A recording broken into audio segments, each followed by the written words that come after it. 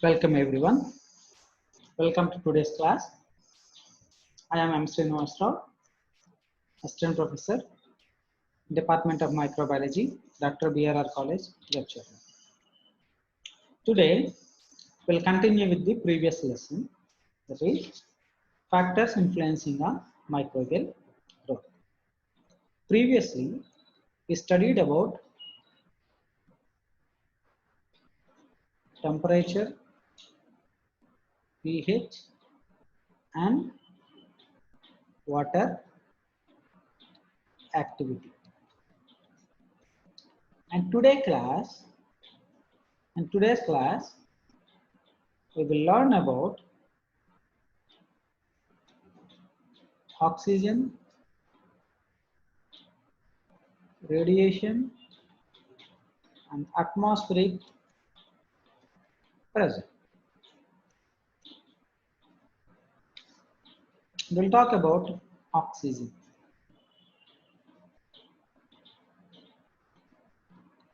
We know that oxygen is one of the limiting factors of growth. All eukaryotic organisms, they require oxygen. But it is an exception case for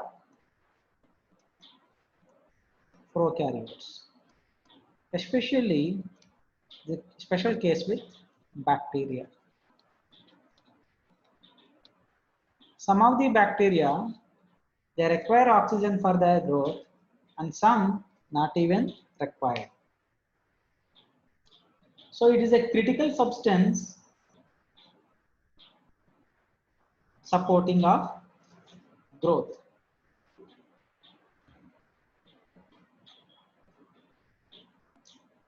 So microorganisms are classified into 5 main groups based on the requirement of oxygen.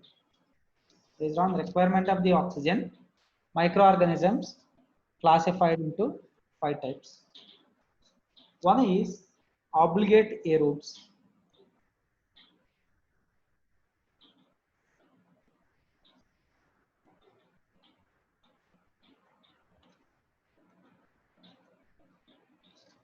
Next one is facultative anaerobes.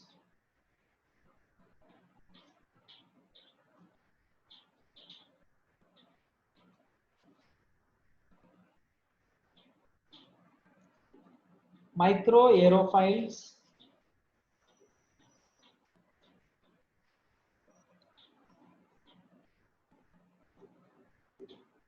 Aerotolerant anaerobes.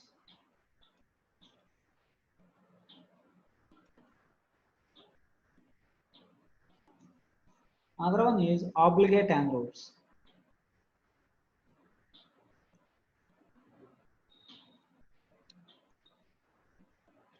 These are the 5 different categories. They are of broadly 2 types only. One is aerobic and anaerobic. Aerobic and anaerobic. When you notice obligate aerobes, obligate means strict. These are the organisms which exclusively lives in presence of oxygen. It requires oxygen as a terminal electron acceptor. We'll discuss in later sections how oxygen will act as a terminal electron acceptor in electron transport chain. So based on the oxygen only, the microorganisms can be called as aerobes and they can carry out aerobic respiration. We are going to learn it about in later sections. Next one is facultative anaerobes. Facultative means either they can live or they can live in absence or in presence. Sometimes they can live without oxygen but grow more efficiently in oxygen.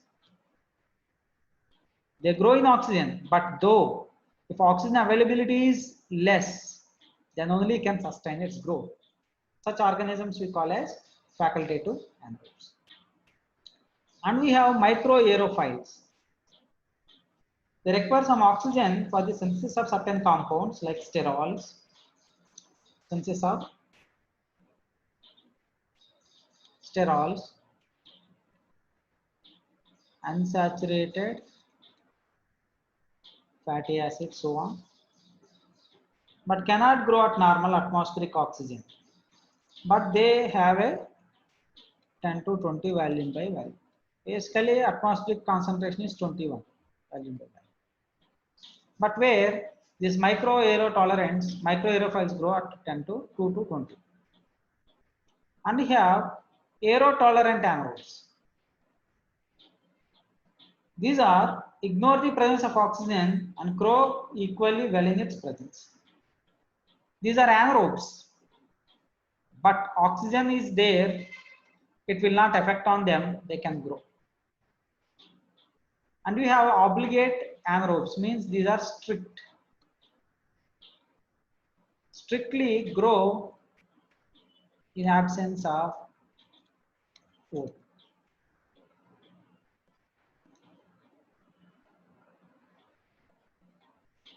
For these examples are Methanobacterium and most of the microorganisms which lives in deeps. So this oxygen is one of the important factor which limits and hence their characteristics, their metabolism and their respiration. Their respiration depends on oxygen.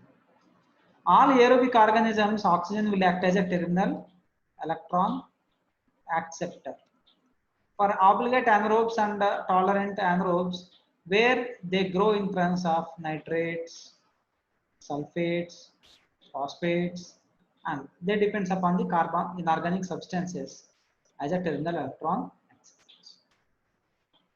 This gives ample information regarding occurrence of microorganisms and their habitations, their use of oxygen. If anaerobes will expose us to the oxygen, they will die.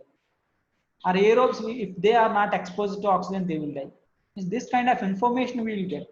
So hence, oxygen is one of the factors obviously influence on growth of microorganism. The next one is radiation.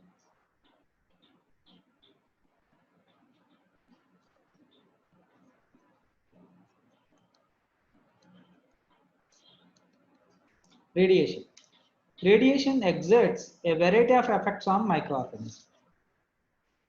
It affects a largely reflective of two factors: its energy and the extent to which particular microbe can withstand radiation.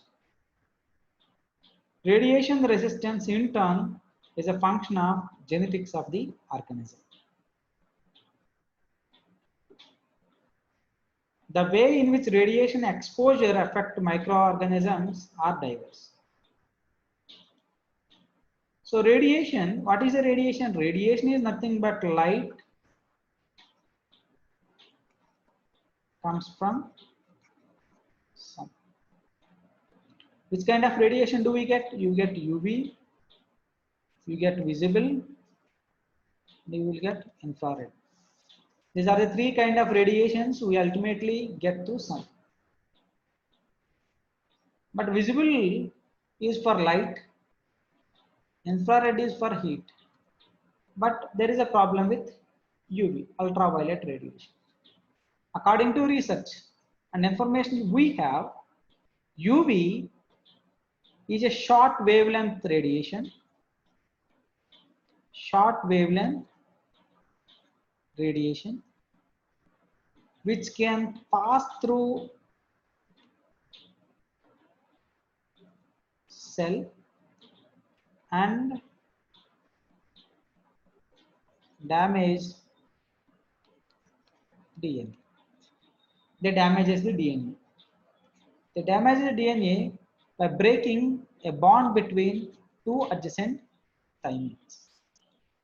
They make a different bond, then they are called as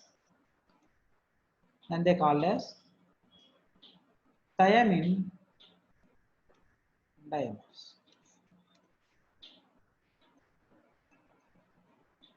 Means here, because of UV radiation, DNA get damages and the physiology will changes. And also we have artificial radiation.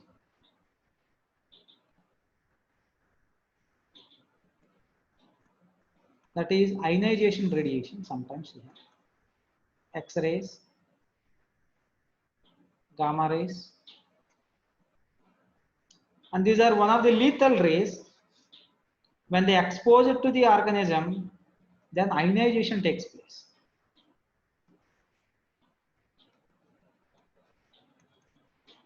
So water molecules will split, ions will produce, which damages the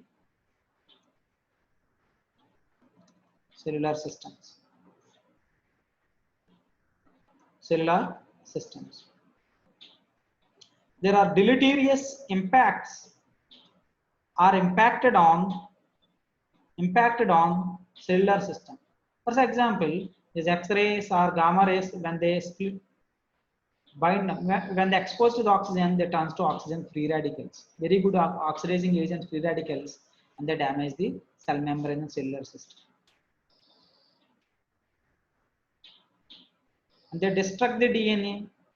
They cause oxidative damage, and cell components will get damaged, and organisms will. So far with researches, we have isolated one organism, that is Deinococcus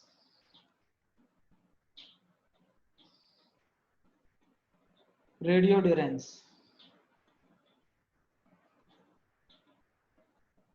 Deinococcus radiodurans, exceptionally, it is a radiation resistant.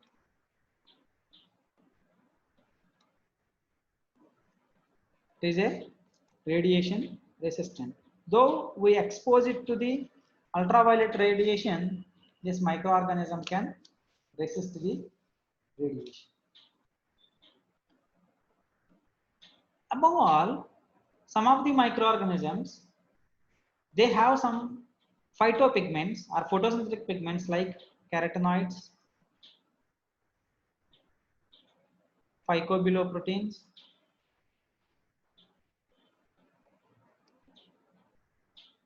and phycobiloproteins, and they quench the light and they protect against the formation of singlet oxygen.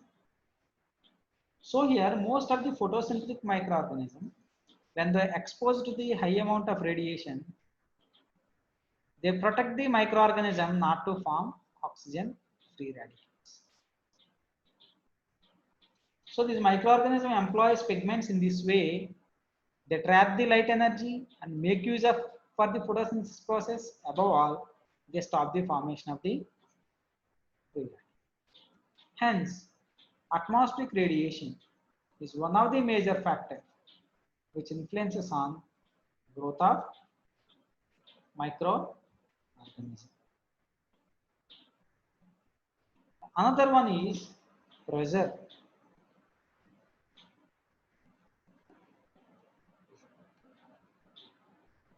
Terrestrial microorganisms are always subjected to the pressure of 1 atmosphere because 1 atmosphere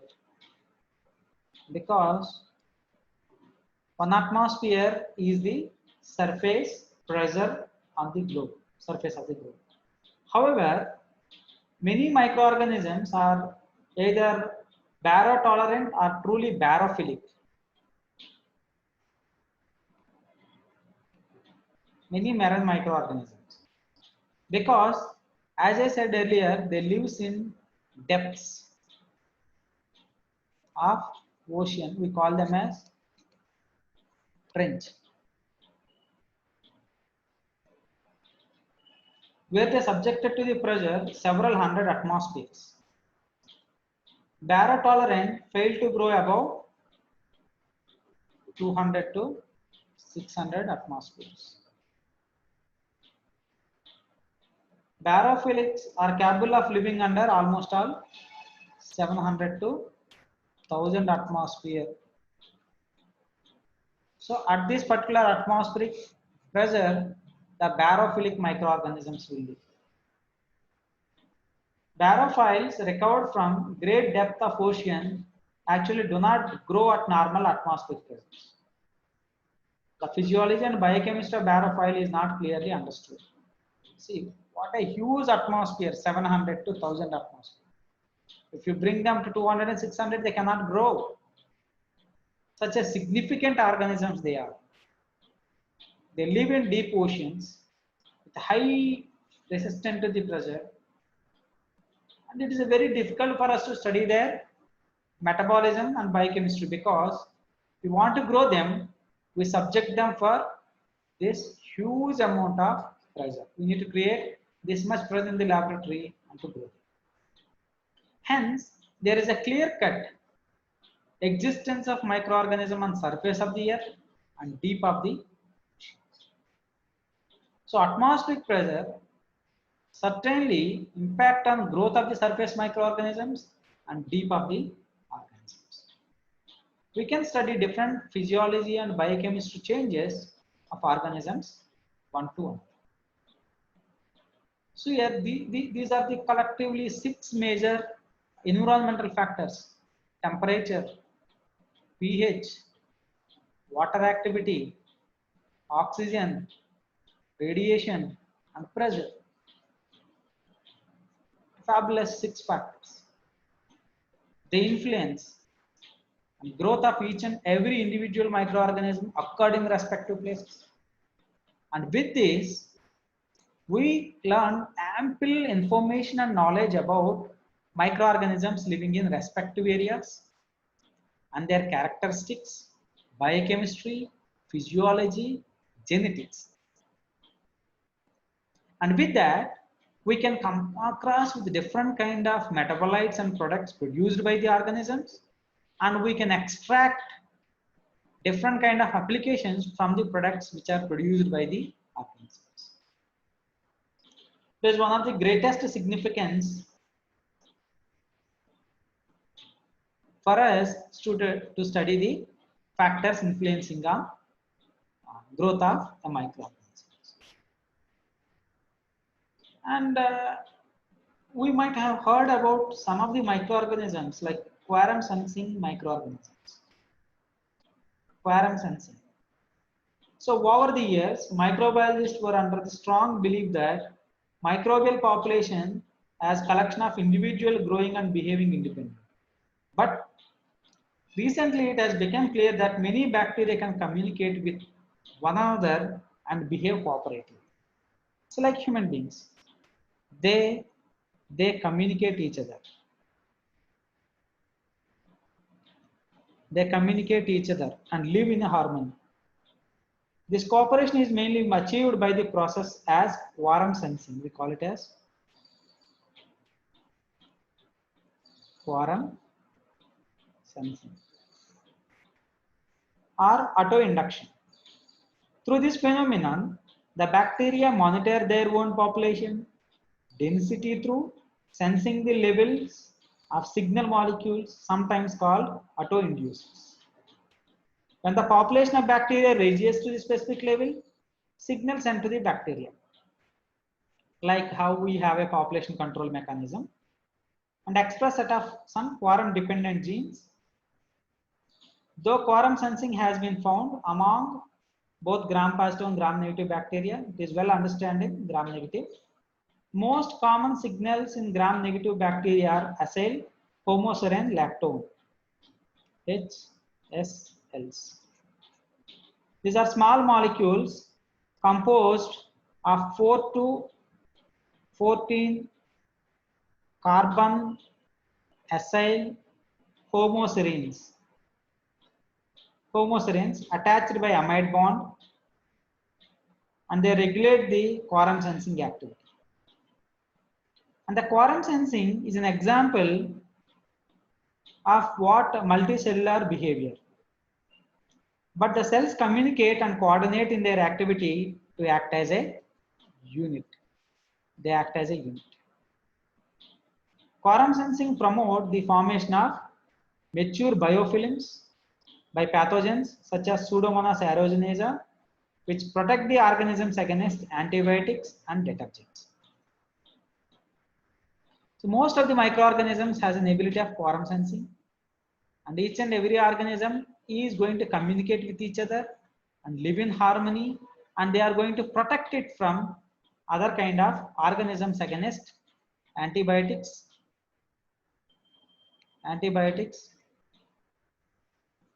and detergents. Is one of the greatest quality the microorganisms has to sustain themselves in the environment. Above all, these are some of the important environmental factors which influences on growth of bacteria, which gives an ample information to learn and to do research on different kind of microorganisms which are existed on the surface of Earth.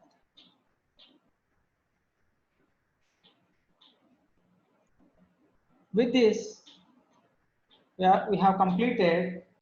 With this, we have completed the factors affecting microbial growth.